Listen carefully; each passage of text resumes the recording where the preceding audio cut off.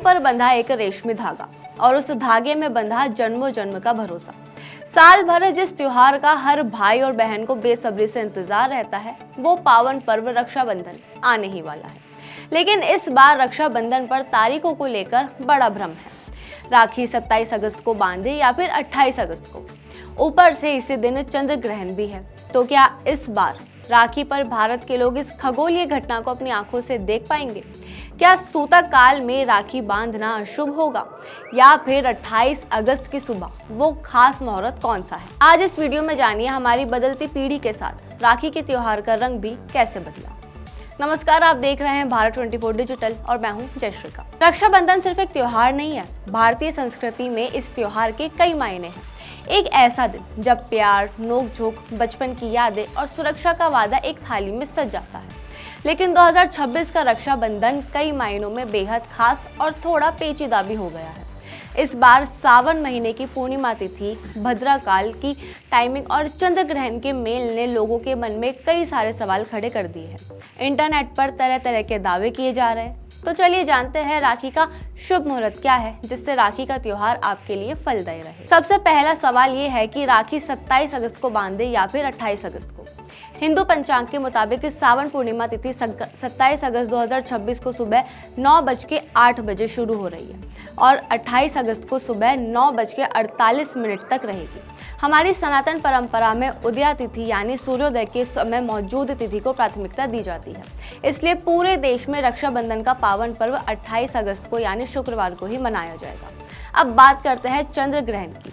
28 अगस्त को ही खंडग्रास चंद्र ग्रहण लग रहा है। तो क्या राखी बांधने पर रोक लगेगी? इसका जवाब है बिल्कुल नहीं, क्योंकि 28 अगस्त का ये चंद्र ग्रहण भारत में दिन के समय होगा।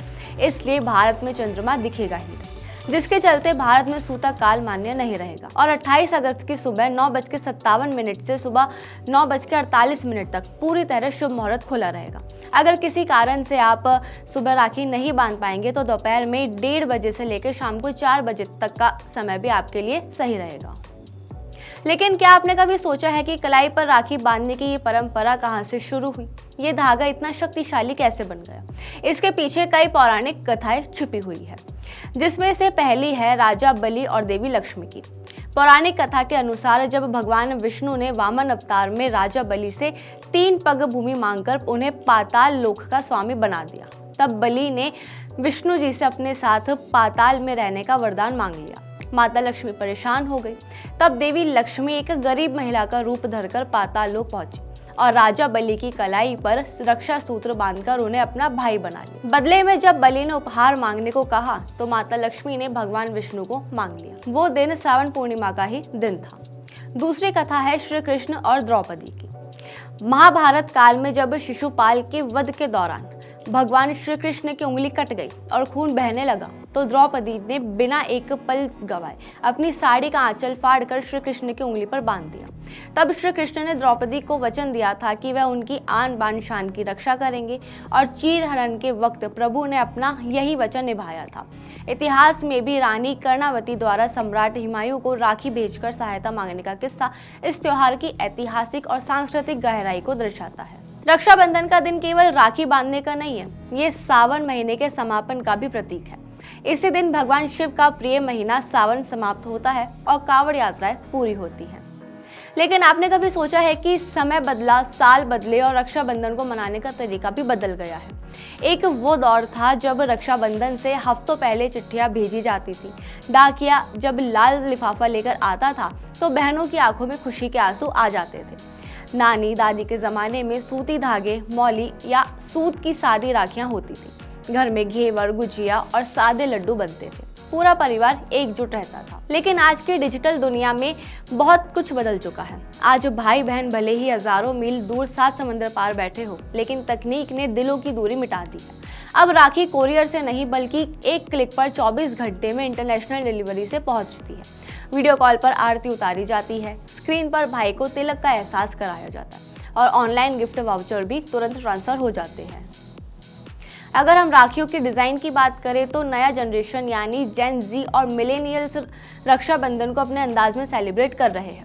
आजकल मार्केट में कई तरह की राखियां आने लगी है, जैसे प्लांटेबल या इको फ्रेंडली राखियां। आज की जनरेशन पर्यावरण के प्रति काफ़ी जागरूक है।